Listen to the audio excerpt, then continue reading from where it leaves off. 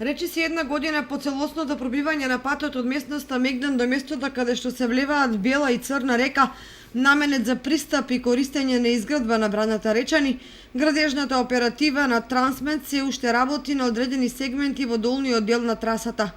Патот до круната е асфалтирана, моментално се работи на потпорни ѕидови на стрмните делови. Меѓутоа, одговорните на градежната оператива не дозволуваат снимање на изведувањето на градежните работи, за кое велат дека е строго забрането.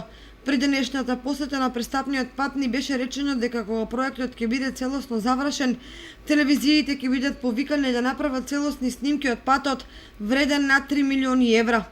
Луѓето кои имаат своји имоти кои се простираат по бреговите на Вештачкото езеро се надеваат дека ќе пораснат цените на квадратен метар по основ на зголемен интерес за изградба на викендички покрај езерото.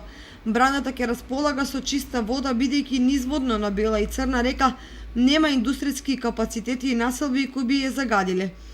А се очекува развој на рибниот туризам и реди се други дејности на и околу езерото. Рокот на изградба на највредната инвестиција во крајниот источен дел на државата е димензиониран на 60 месеци, а со нејзината реализација ќе се остварат повеќе стопански ефекти.